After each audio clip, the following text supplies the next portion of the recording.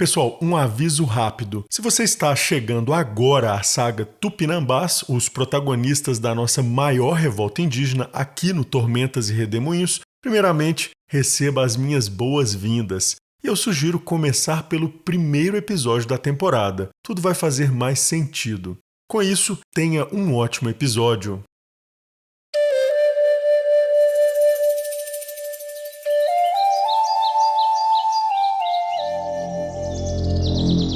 O cacique Cunhambebe despertou com o coração acelerado.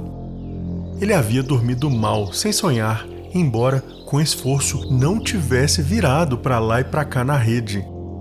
Também cuidou para manter a respiração ritmada.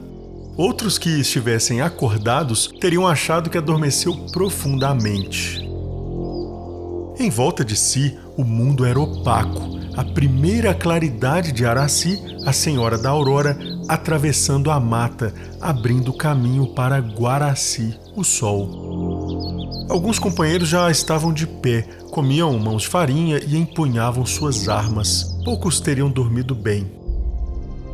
Depois dos ataques na região de sua aldeia, Ariró, o cacique Cunhambebe viera à espreita com 6 dúzias de guerreiros até as imediações da vila de São Vicente, morada do capitão-mor dos portugueses, espécie de governador da capitania.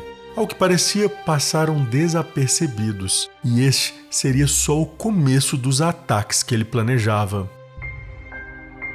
Em torno de onde dormiram pela mata, estavam fincados na terra os seus maracás, formando uma espécie de barreira espiritual contra as travessuras de Anhangá, Senhor da Noite. O temor era Anhangá lhes invadir os sonhos e incutir medo em seus corações.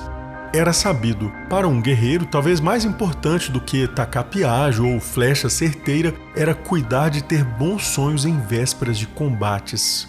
O cacique Cunhambebe, a não ser que perguntado, manteria silêncio sobre não ter sonhado nada. Espreguiçou-se, exagerando a lombeira. Polo, senhor dos ventos, atravessava a mata na forma de uma brisa. Cunhambebe se colocou de pé, pôs aljava com flechas nas costas, o tacape a tira-colo e apanhou o arco. Observou que, caso alguns tivessem tido pesadelo, sabiam disfarçar. Todos agiam com serenidade, preparando-se para o combate. Voltou-se para o rumo do alvo, enquanto os parentes vieram se posicionando lado a lado, formando uma linha pela mata, como combinado de antemão. À frente estava a sede de uma das grandes fazendas portuguesas na região, propriedade do templário Giuseppe Adorno. Giuseppe, eles haviam ouvido, era um cavaleiro da chamada Ordem de Cristo, que já fora chamada Ordem Templária. Giuseppe era visto com a vestimenta típica de sua ordem, branca, com cruz vermelha no peito, a mesma cruz que estampava as velas das naus. Como outros dos ditos templários, a sua principal fonte de renda era a captura e venda de indígenas escravizados. Assim, o ataque do cacique Cunhambebe tinha um propósito: mostrar o que acontecia com quem avançava sobre terras próximas à aldeia Ariró. Por entre as folhagens, Cunhambebe avistava pontos luminosos dançando próximos ao vulto que seria da casa grande da fazenda, possivelmente fogueiras acesas por guardas noturnos. Mas não identificava a silhueta de inimigos. Talvez tivessem caído no sono neste fim de madrugada? Cunhambebe imitou o canto de um guará. O pássaro de penugem vermelha canta mesmo pela manhã, mas suas revoadas em constante migração não estavam na região naquela época do ano. Assim, seus parentes saberiam se tratar do sinal para avançar. Já os portugueses, tolos, jamais perceberiam. Com passos macios que não estalavam a mata, foram adiante. O vulto de outras construções ficou visível, inclusive um grande engenho de açúcar ao fundo, quando os primeiros raios avermelhados de Guaraci se apresentaram no horizonte. O bando passou por homens e mulheres presos ao relento por correntes, talvez cativos recentes a caminho do porto. Cunhambebe reconheceu pela pintura corporal que alguns seriam tupinambás, outros teriam sido capturados de povos distantes, com pinturas e enfeites pelo corpo que ele conhecia de ouvir falar. Todos mantiveram silêncio. Alguns homens cativos ergueram os pulsos presos, mostrando os grilhões, como se pedissem para serem soltos para entrar na luta iminente. Mas romper aquelas correntes daria trabalho e faria barulho, uma tarefa para depois. Quando estavam a uns 30 passos da casa grande, a porta se abriu e um português com espada na cintura saiu cambaleando para o terreiro, com cara de ressaca. Deu uns passos para fora, baixou a calça e começou a mijar na terra.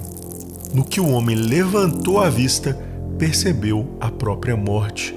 As sobrancelhas levantaram e o terror tomou a sua face. O maldito conseguiu emitir um grito curto,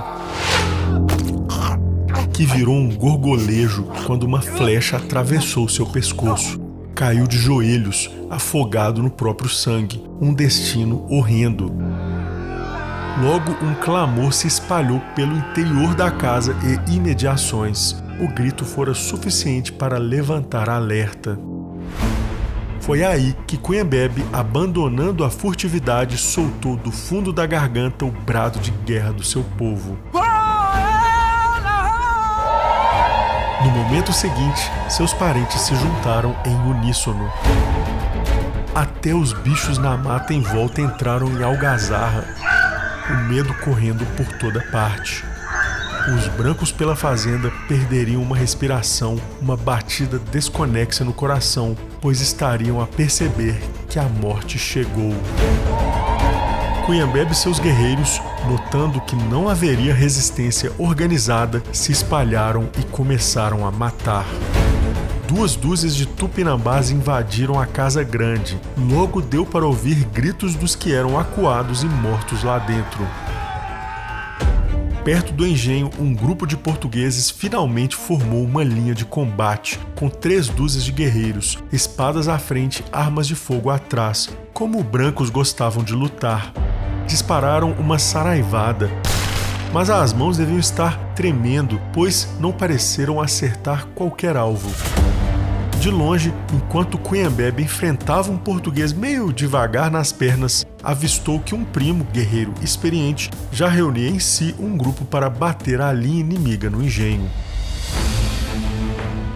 Quando o primo já dispunha de um número parecido ao dos inimigos lá, deu sinal para avançarem. Os tupinambás se colocaram lado a lado e foram um passo de cada vez. Rápidos o suficiente para não dar tempo para uma segunda saraivada, mas sem perderem a coesão. A linha inimiga, antes mesmo do contato, já recuava a passos pequenos, derrotada pelo próprio medo. Dava para ver as calças encharcadas, mijo escorrendo pelos pés dos mais aterrorizados. Espadas tremiam no ar. E então Cunhambebe viu, satisfeito, a dança dos seus parentes. Seu primo foi o primeiro a alongar o passo e, fechando a distância, girou o tacape no ar. A arma passou pelo pescoço de um branco, cavando metade. Sangue jorrou. Em instantes, os outros parentes já haviam se enfiado na linha portuguesa. Desviavam com facilidade dos golpes de espada e, a cada momento, mais brancos caíam, braços e pernas partidos, ossos estilhaçados, pedaços de carne voando aos ares. Flechas atravessaram os que tentaram correr.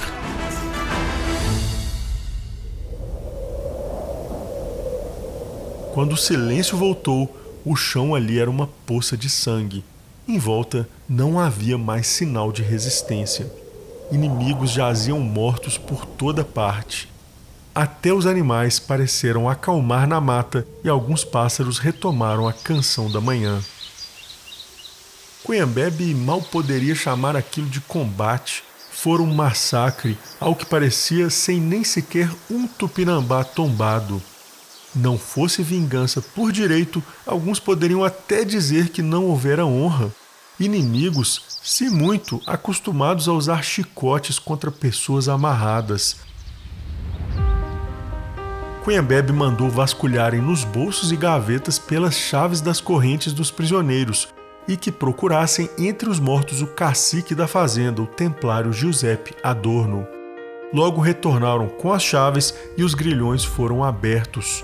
Boa parte dos libertos se juntaram ao bando de Cunhambebe, dispostos a seguir com os ataques contra posições portuguesas na região. Muitos queriam a sua vingança.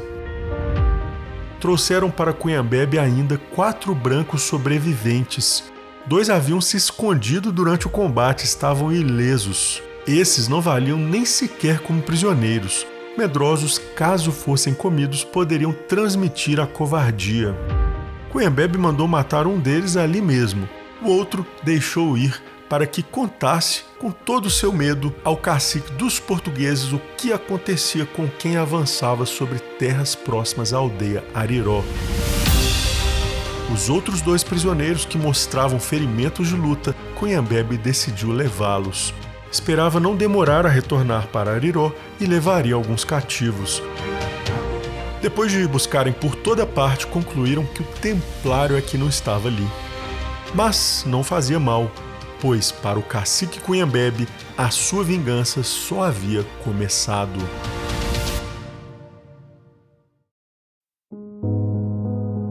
Essa cena que você acabou de ouvir é a reconstrução, uma interpretação de um ataque tupinambá contra os portugueses naquela fase inicial da guerra, em meados da década de 1530, em reação, claro, aos avanços lusitanos e à escravização dos nativos.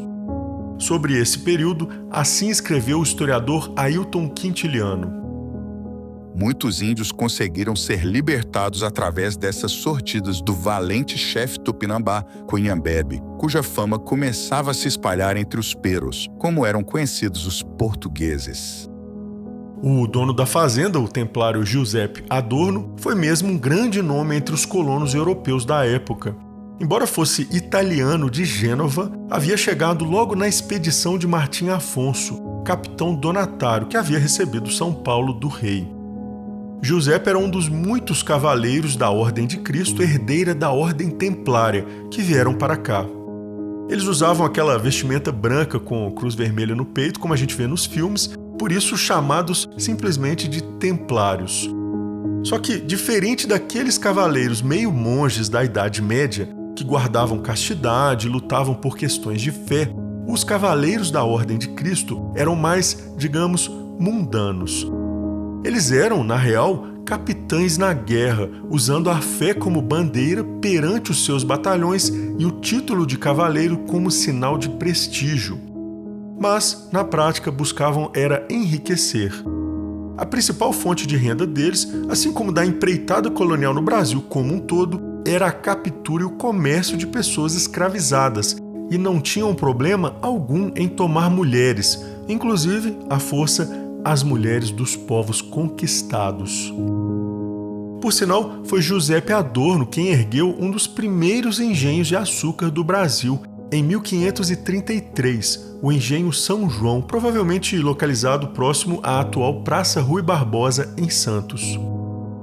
Dito isso, é bom ter em mente que, àquela altura dos acontecimentos, os autores das principais fontes sobre o período ainda nem haviam chegado ao Brasil, nem um francês, nem Ranstaden, nem os jesuítas. Por isso, sabemos o que aconteceu, mas para este início é em linhas gerais. Imagine diversos ataques como esse que eu descrevi em vários lugares, em boa parte capitaneados pelo cacique Cunhambebe. Os portugueses, é claro, sentiram um calor. Como eu já contei aqui, o que mais acontecia era os indígenas expulsarem os colonos pelo Brasil todo. Sob a ótica dos fidalgos de São Paulo, algo precisava ser feito. E aí ficam algumas perguntas. Quais foram as próximas jogadas lusitanas para reverter esse quadro? Que tipo de ideologia foi implantada em prol da guerra, inclusive com a chegada dos jesuítas? E em que momento a reação espalhada dos indígenas viraria uma confederação organizada e unida que iria incendiar o nosso litoral? São os temas deste episódio. Este é o Tormentas e Redemoinhos, o canal dos acontecimentos épicos da nossa história, contados de um jeito vibrante. Prepare-se para ser entretido. Esta é uma história com cavaleiros templários nos trópicos, fazendas em chamas, crimes imperdoáveis, luta pela liberdade e, é claro, um desfecho que você não vai acreditar. Eu sou Victor Vável, autor de literatura, roteirista, diretor audiovisual e pesquisador. Receba as minhas boas-vindas.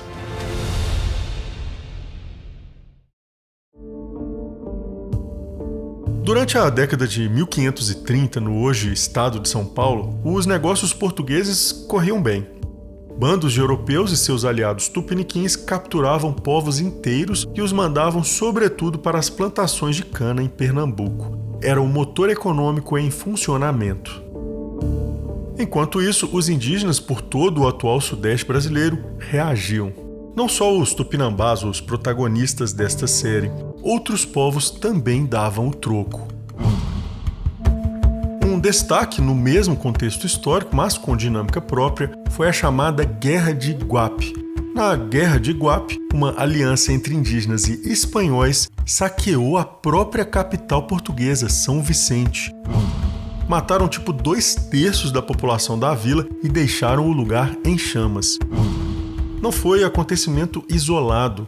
Um dos grandes capitães indígenas na Guerra de Iguape, o cacique Piquerobi, viria a se tornar um dos líderes da aliança tamoia com os tupinambás, embora Piquerobi fosse irmão de ninguém menos que o cacique tupiniquim Tibiriçá, grande aliado dos portugueses e que autorizou a fundação, ao lado da sua aldeia, da Vila de São Paulo.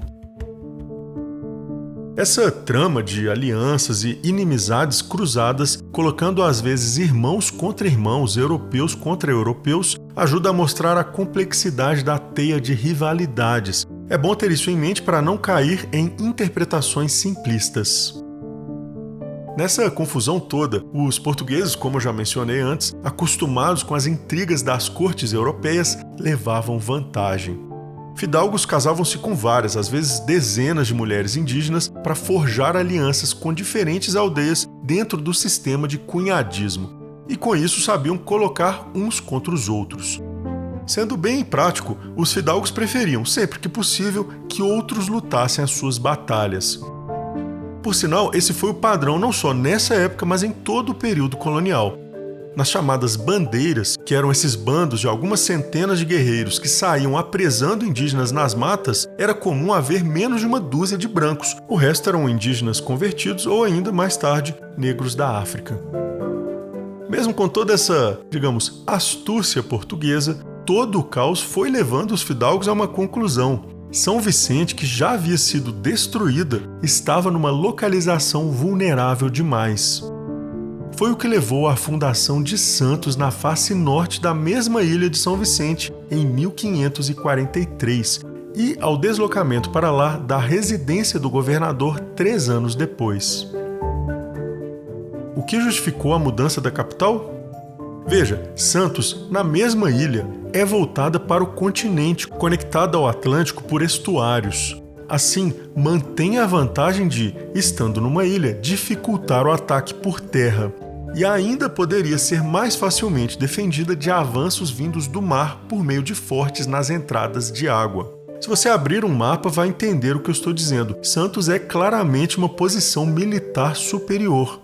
E para terminar, sendo voltada para o continente, a nova capital tinha um acesso melhor para quem vinha da região aliada do Planalto de Piratininga, facilitando o comércio pelo porto. Não é à toa que lá, hoje, está o porto mais movimentado da América Latina. A escolha nesse sentido foi bem ponderada. Com isso, logo passaram a circular por Santos os caixotes de munição e armas chegando de Lisboa, assim como os nativos escravizados capturados no continente e despachados para outras partes do Brasil. E era muita gente comercializada. Imagine as filas de indígenas chegando ao porto. Eram despidos, lavados e expostos ao sol para os capitães de navios mercantes fazerem ofertas. Essa cena se repetia dia após dia, e quem passasse pela vila ou vivesse ali, às vezes indo visitar a amante, fazer um negócio ou só tomar uma na taverna, passava por essa cena. O lugar que fora chamado pelos guaianazes de Enguaguaçu, Enseada Grande, em Tupi, recebeu dos portugueses o nome Todos os Santos por causa do hospital, a Santa Casa de Misericórdia de Todos os Santos, que o governador criou, mais tarde passando a se chamar apenas Santos, o nome atual da cidade. Mas o apelido, o nome que naquela época corria na boca do povo, era bem mais gráfico. O lugar ficou conhecido como Porto dos Escravos.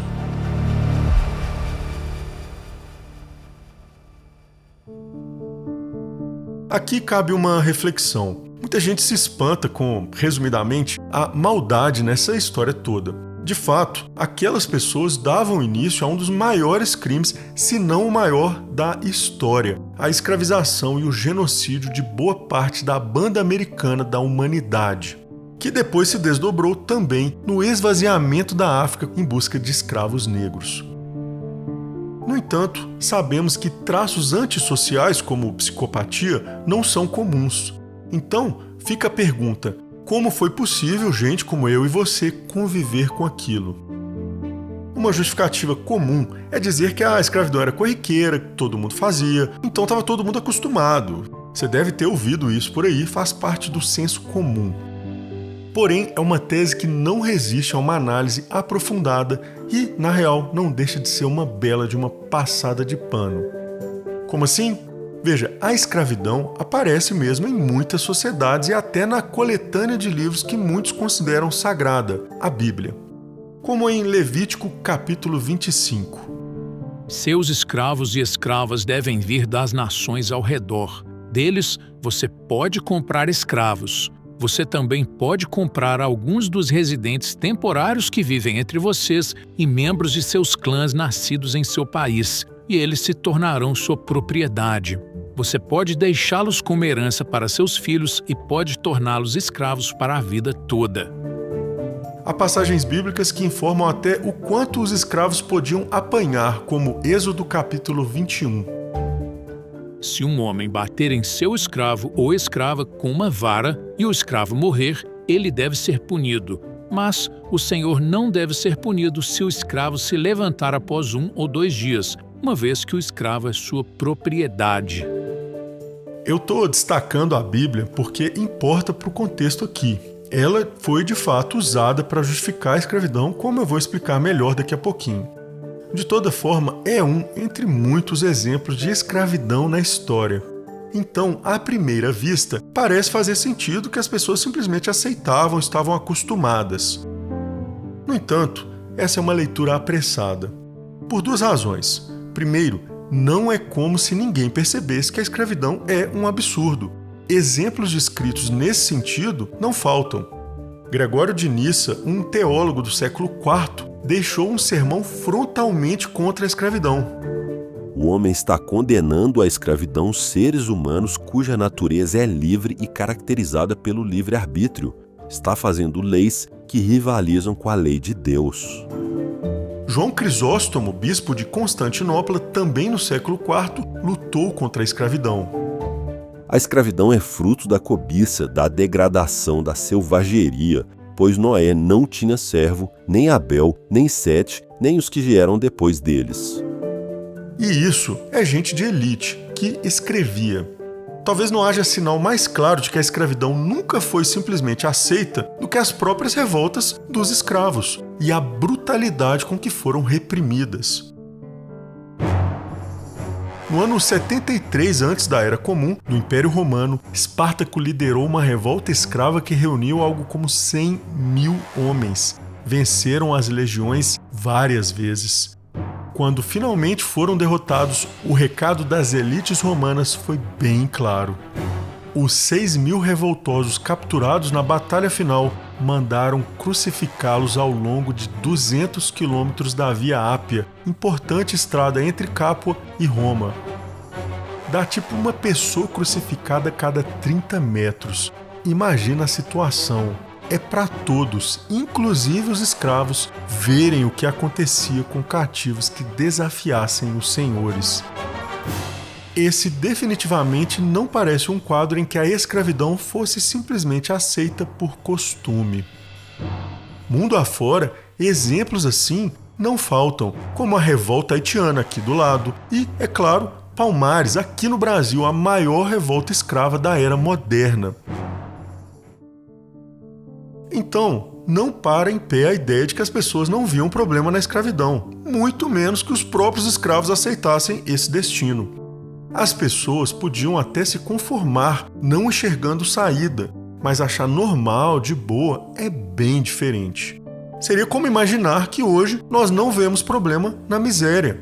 Ora, qualquer pessoa minimamente decente, seja ela miserável ou não, vê problema nesse flagelo. O que acontece com a gente na prática é, de um lado, a falta de um modelo mental e prático que pareça capaz de superar o problema, e, por outro, a constante e frequentemente violenta reação das elites quando o modelo que as coloca no topo é posto em questão. Uma chave melhor para compreender as grandes mazelas da humanidade me parece ser o que Hannah Arendt, ao analisar o nazismo, chamou de banalidade do mal. A ideia é que um mal gigantesco pode ser cometido não por pessoas caricatamente más, que isso é raro, mas por gente comum, em grande parte razoavelmente decente, que só quer sobreviver, casar, criar os filhos. Veja, no nosso mundo, um limpa a rua, o outro faz a contabilidade de uma empresa, o investidor busca o maior lucro, o médico cuida do doente, o policial mantém a ordem, o operador da retroescavadeira cava o buraco. Cada tarefa, por si só, compatível com alguém que se considera uma boa pessoa. No entanto, como resultado do agregado, emergem a destruição do meio ambiente, a miséria, as guerras, os genocídios. Uma treta tão grande que nenhum indivíduo conseguiria produzir nem interromper isoladamente. E é bom ter em mente que as grandes mazelas humanas não ficaram no passado. Hoje, às vezes são televisionadas, a gente cruza com elas na rua. E é claro que, mesmo que a gente se sinta impotente, não é como se acostumássemos, muito menos concordássemos, ainda que, de fato, com pequenas ações ou omissões, cada um de nós contribua para sustentar o quadro. Por cima dessa engrenagem de pessoas como eu e você seguindo a vida, é que precisa pairar um sistema ideológico. É o que nos permite, mesmo fazendo parte da máquina e sem gostar dos resultados, tocar a vida. Hoje é a ideia de que as coisas são como são, não tenho o que fazer, a minha parte é limpa, tenho coisas mais urgentes, já tentaram mexer e piorou, e por aí vai. E no século XVI, em plena implantação da escravidão no Brasil, qual era esse sistema mental que permitia as pessoas participarem de um crime daquele tamanho? É aí que entram os jesuítas. Pessoal, só um comentário. O Tormentas e Redemoinhos é um canal de história, não é confessional ou de teologia. Eu entendo que certas informações podem ir de encontro com a visão de fé de alguns e eu respeito muito isso. Eu sou de família católica, eu estudei em colégio jesuíta e só tenho boas lembranças. Porém, a igreja tem uma história complicada e não sou eu falando. O próprio Papa João Paulo II, em 1994 e em 2000, admitiu esses problemas no passado da igreja e pediu perdão. Então, se bater um desconforto, eu sugiro trocar uma ideia com alguém da sua confiança dentro da sua fé. Os jesuítas tiveram um papel crucial na invasão portuguesa contra o nosso país. Por isso, vamos entender quem eram eles. O contexto na Europa no começo do século XVI era uma ebulição com a Reforma Protestante. As críticas contra os excessos da Igreja Católica vinham de muito antes, contra coisas como venda de perdão, de lugar no céu, a corrupção de padres e bispos, vários genocídios, guerras, mulheres queimadas vivas e por aí vai. Tudo isso culminou em 1517 na publicação das 95 teses de Martinho Lutero, que foi declarado herege. Em seguida, Lutero fez algo impensável para as elites eclesiásticas da época. Ele traduziu a Bíblia do latim para o alemão, para todos poderem ler o livro, e passou a defender que a salvação viria pela fé. Pouco depois, João Calvino consolidou outro braço do protestantismo em Genebra, na Suíça. Muitas críticas desses líderes protestantes hoje soam razoáveis no mundo cristão. No entanto, na época, isso não era simples questão teológica. A igreja, que sobrevive sobretudo por meio de capital simbólico, se viu desafiada dentro de casa. Quer dizer, não eram igrejas de locais distantes como Constantinopla ou São Petersburgo, cindidas séculos antes. E lembrando que na época a Igreja Católica ainda não havia se expandido, o alcance dela era a Europa Ocidental. Por isso, o protestantismo foi uma ameaça existencial, de modo que os católicos prepararam um contra-ataque. É onde entra Inácio de Loyola, ex-guerreiro basco. Em 1534, Loyola, que estudava na Universidade de Paris, reuniu um grupo de colegas devotos e dispostos a lutar pela igreja. Fizeram votos de pobreza, castidade e obediência à hierarquia entre eles, tendo Loyola como líder. Logo foram ordenados padres e fundaram em Roma a Societas Jesu, a Companhia de Jesus, aprovada pelo Papa em 1540. É importante entender que os jesuítas não são e nunca foram tipo padres de vilarejo. Eles são uma espécie de sacerdotes de elite com disciplina quase militar, formação intelectual forte, domínio de línguas e retórica afiada. Foram tipo um comando de operações especiais enviado para zonas de conflito religioso para ganhar novos fiéis e reverter o avanço de outras formas do cristianismo, treinados para agir longe de casa com autonomia tática. E é exatamente esse perfil que chamou a atenção dos fidalgos portugueses. Ora, para o rei, que enfrentava resistência feroz pelo mundo, interessava introduzir um grupo capaz de suavizar as operações de conquista, plantando a discórdia entre os inimigos, convertendo pessoas, conseguindo aliados e, de quebra, acalmando a consciência dos próprios portugueses, garantindo a eles que tudo aquilo era vontade de Deus.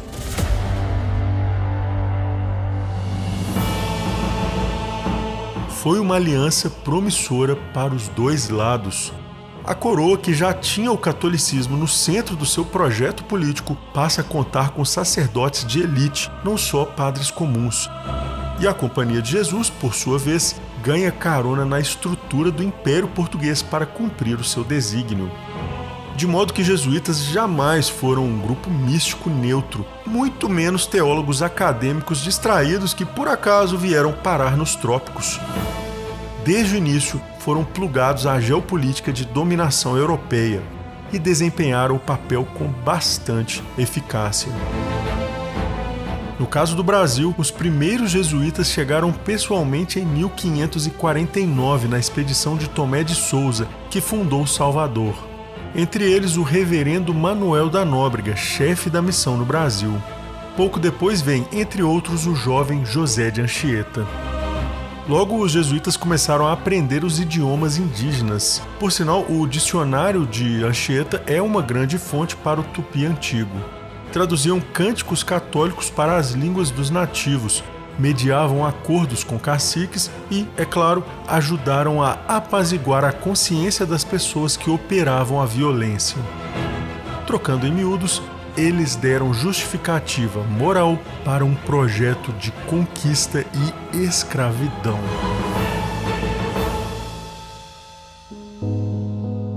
Talvez você se pergunte, será que, no íntimo, a intenção dos padres era boa?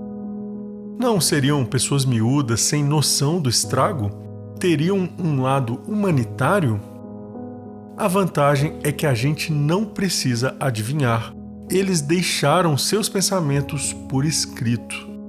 Acompanhe. O padre Anchieta, em carta de 1563 ao padre Diogo Lainez, assim escreveu: Para este gênero de gente, os indígenas, não há melhor pregação do que a espada e a vara de ferro. Isso condizia com a visão de Anchieta sobre os nativos, segundo carta dele de 1554. Por tal forma, bárbaros, parece aproximar-se mais à natureza de feras que a dos homens. Também por carta de 1554, Anchieta anotou o que achava do projeto de conquista contra os indígenas. Pouco fruto se pode colher deles se a força do braço secular não acudir para domá-los e submetê-los ao jugo da obediência. Olha, não sem razão, Gilberto Freire, no clássico Casa Grande e Senzala, resumiu assim: os jesuítas eram intolerantes em matéria de religião. Anchieta era o mais intolerante deles. E olha que em matéria de intolerância, a concorrência era grande. Nóbrega, em carta de 1559 para Tomé de Souza, deixou uma recomendação. O índio deve ser sujeito e metido no jugo da obediência dos cristãos, para neles imprimirmos tudo quanto quisermos, porque, domado, se escreverá em seus entendimentos e vontades muito bem a fé de Cristo. Sérgio Buarque de Holanda, em seu importante História Geral da Civilização Brasileira, definiu os padres da Companhia de Jesus da seguinte maneira: não passaram de agentes de assimilação dos índios à civilização cristã. Então, embora muita gente naquele mundo estivesse só tocando a vida, tipo o menino que limpa o chão na nau, o pai de família que veio tentar melhorar de condição, ou mesmo o investidor italiano interessado nos lucros do comércio, no nível da elite política e ideológica não havia ingenuidade. A Companhia de Jesus e a coroa portuguesa sabiam o que estavam fazendo. É tipo, se os alemães burocratas podem ter o desconto da ingenuidade ou falta de noção, só um cínico passaria pano para a elite nazista responsável pelo Holocausto. É por aí. Nessa régua moral torta, os jesuítas aos poucos viraram a ponta de lança da invasão. De um lado, traziam um pacote de regras que, na prática, exigia a submissão dos nativos. Do outro, para os que não se curvassem, ajudaram a afiar e a legitimar uma ideia que citei num episódio anterior: a da guerra justa. Com origem numa bula papal no século XV que autorizou Portugal a levar guerra a infiéis e a escravizá-los, a guerra justa poderia ser invocada por várias razões. A simples hostilidade aos portugueses, a quebra de acordos, impedir a pregação do evangelho, recusar o batismo, atacar aliados da coroa, praticar rituais não cristãos como a antropofagia, entre outros. A decisão de declarar guerra justa era religiosa, econômica e política. Ela podia passar por padres, pelo governador, por conselhos da coroa e, às vezes, pela mesa de consciência de ordens, um órgão teólogo-jurídico ligado ao rei que também controlava as 3 principais ordens militares, incluindo a de Cristo, aquela herdeira dos Templários. Foi esse aglomerado político, militar, religioso e econômico que gerou e propagou a ideia da guerra justa, oficialmente regulamentada em lei em 1570, virando política de Estado do Império Português.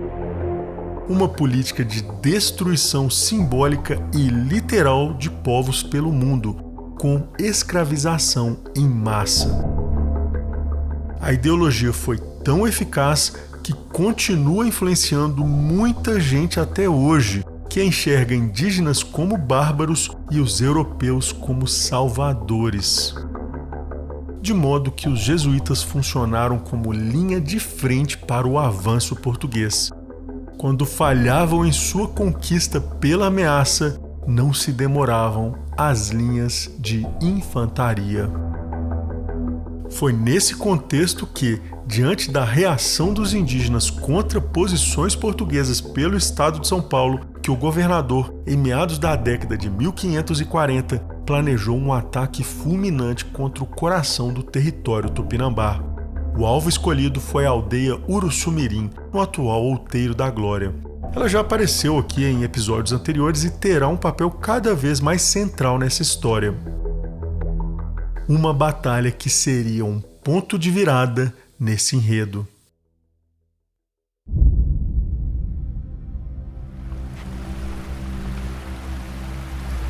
Quando o templário Giuseppe Adorno viu os primeiros raios de sol iluminando o topo do Morro Pão de Açúcar, deu ordem para a pequena armada que passara a noite ancorada em mar aberto invadir a Baía de Guanabara.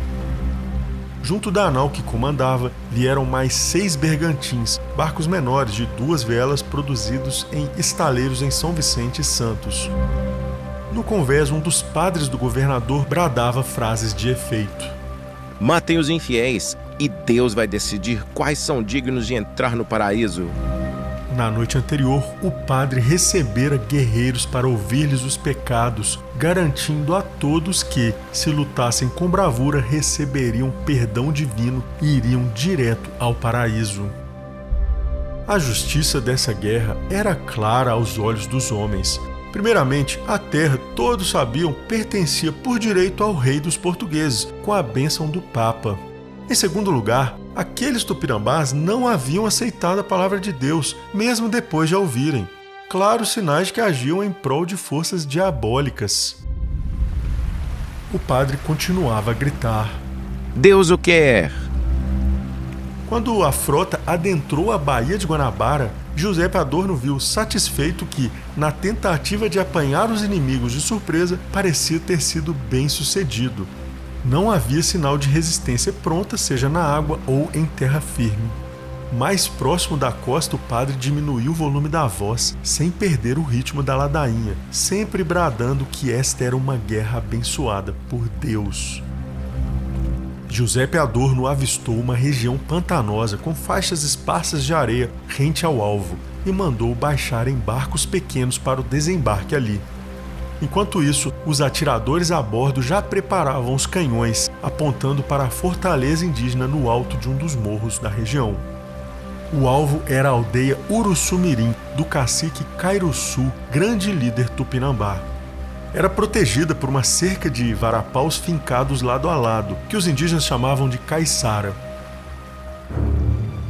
O próprio Giuseppe saltou em um dos barcos pequenos para liderar pessoalmente o avanço em terra, deixando o irmão Paulo para dar as ordens no mar. Giuseppe preferiria estar atacando a fortaleza do cacique Cunhambebe, em Ilha Grande, pois tinha uma dívida pessoal com aquele maldito cacique. Há anos carregava na memória a sua fazenda em cinzas, parentes e feitores mortos, um prejuízo enorme em instalações destruídas e escravos libertos. Giuseppe ainda daria o troco, mas, por hora, o governador achou melhor atacar aqui, a aldeia Uruçumirim, alvo também importante, com a vantagem de ser menos óbvio e, portanto, com mais chances de vitória fácil. Giuseppe sentiu o casco do seu barco tocar o fundo do mar e ali mesmo saltou para a água, que chegou à cintura. Mandou as 2 dúzias de homens com armaduras formarem uma linha à frente. Tinha mais algumas dúzias de portugueses portando armas de fogo, outro tanto com lanças e espadas, e um número 2 vezes maior de guerreiros indígenas aliados, com os cumprimentos do cacique Tibiriçá.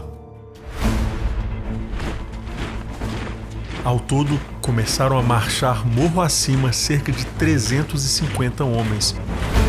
Uma força que não pareceria grande numa região com incontáveis aldeias, cada uma delas às vezes com milhares de habitantes. Mas, se bem utilizada, com armaduras à frente e homens motivados, poderia destruir de assalto quase qualquer uma delas isoladamente, principalmente num ataque surpresa. E isso, é claro, era a sua especialidade. Quando estava a uns 200 passos da paliçada da aldeia Uruçumirim, Giuseppe ouviu uma gritaria começar lá dentro. Certamente os selvagens já haviam percebido a aproximação e se organizavam. Giuseppe desembainhou a espada, levou ela ao alto e gritou: Deus o quer! Avançar! As passadas se alargaram. No momento seguinte, ouviu os estrondos da bateria de canhões abrir fogo na nau.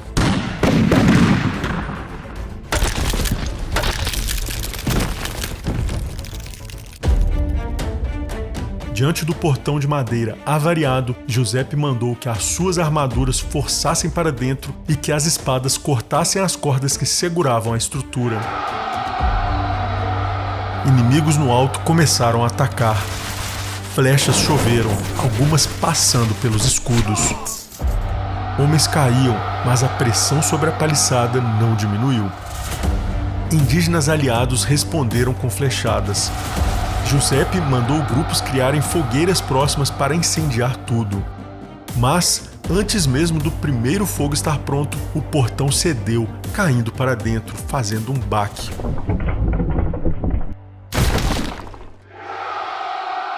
Seus homens invadiram a aldeia. Passando por entre duas malocas, alcançaram a praça central, onde uma linha de arqueiros estava pronta para recebê-los. As flechas vieram em massa. Mas os inimigos, talvez por pouca experiência contra armaduras, dispararam frontalmente, de modo que grande parte dos projéteis, sem pontas metálicas, acabaram defletidos pelas proteções. Logo, o seu batalhão alcançou os selvagens. Giuseppe, que estava atrás das armaduras, percebeu que já mal precisava dar ordens.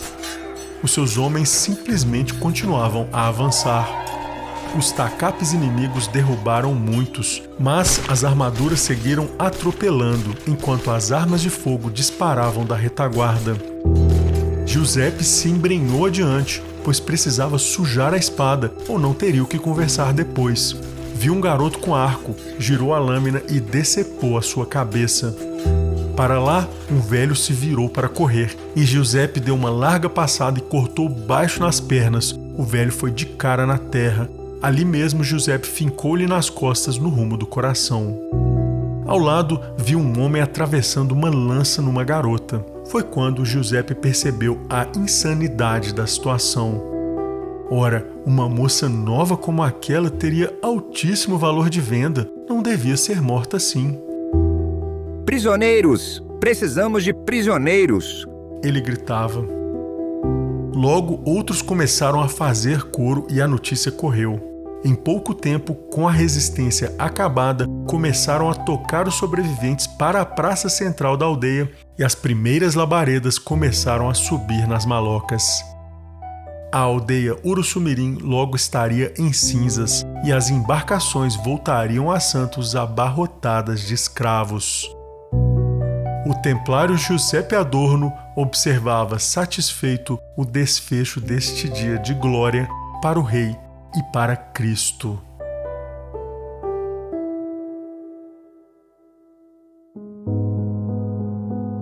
Esse foi um dos muitos ataques infames dos portugueses contra os nativos.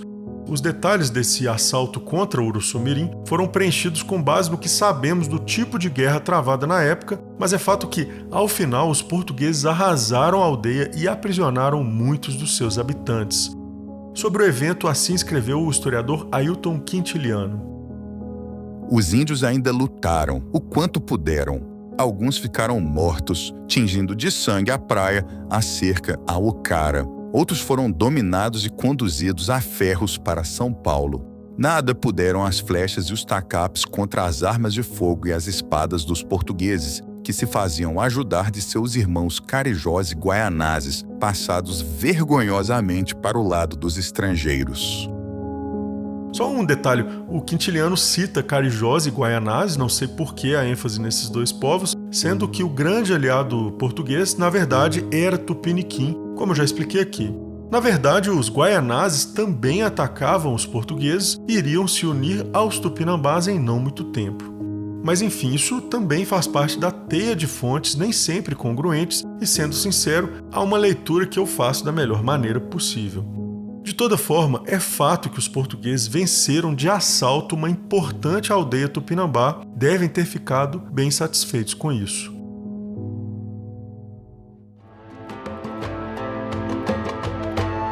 Só que, mal sabiam eles, haviam cometido um erro.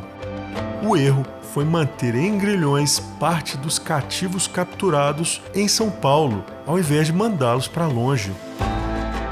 Porque dias depois daquela vitória em Urussumirim, chegavam às terras do próprio governador Brás Cubas, próximas a Santos, ninguém menos que o cacique Cairuçu da aldeia arrasada e o filho dele, Aimberê.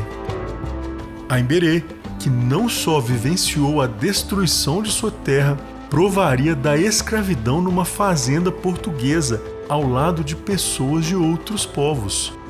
Essa experiência certamente moldou a visão dele sobre a situação. E, assim, Aimberê logo se tornaria, talvez, o maior e mais bravo indígena da nossa história. Sem saber, os portugueses provocavam uma reação maior que imaginariam, não mais de aldeias isoladas, mas de uma nação guerreira unida.